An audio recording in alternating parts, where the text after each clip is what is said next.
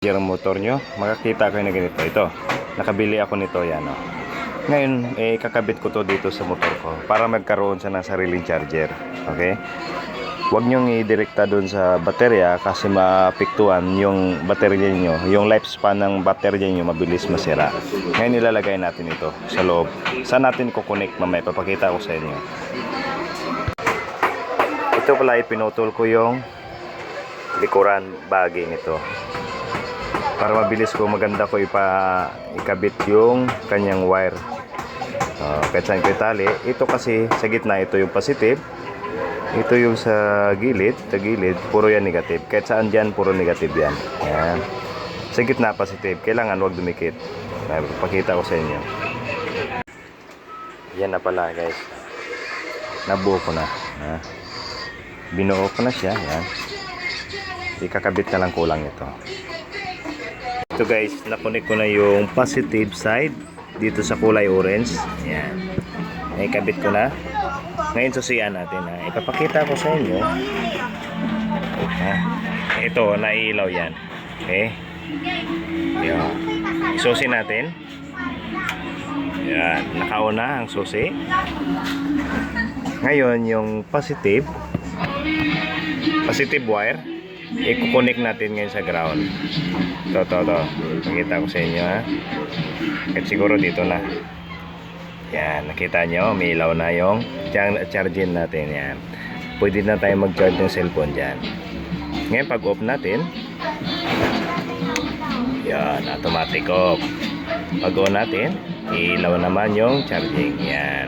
Ganun lang kadali maggawa ng charger sa motor. Okay.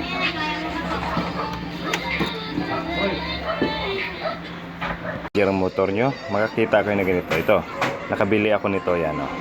Ngayon, kakabit ko to dito sa motor ko para magkaroon siya ng sariling charger. Okay? Huwag nyong i-direkta dun sa baterya kasi maapektuhan yung baterya nyo. Yung lifespan ng baterya nyo mabilis masira. Ngayon, ilalagay natin ito sa loob.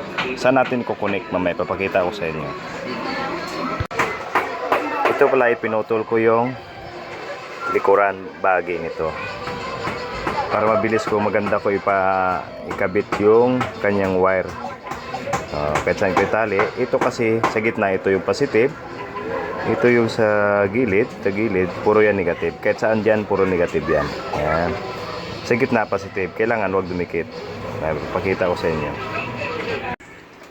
Yan na pala, guys. Nabuo ko na. Binuo ko na siya. Ayan. Ikakabit na lang kulang ito. Ito guys, nakunik ko na yung positive side dito sa kulay orange. Ayan. Ikabit ko na. Ngayon susiyan natin. Ipapakita ko sa inyo. Ito, naiilaw yan. Okay. Ayan. Susi natin. Ayan. Nakauna ang susi. Ngayon, yung positive wire, i-connect natin ngayon sa ground. Ito. Nakita ko sa inyo, ha. At siguro dito na. Yan, nakita nyo, may ilaw na yung charging natin. Yan. Pwede na tayo mag-charge ng cellphone dyan. Ngayon, pag off natin, yan, automatic off. Pag on natin, ilaw naman yung charging. Yan. Ganun lang kadali maggawa ng charger sa motor. Okay.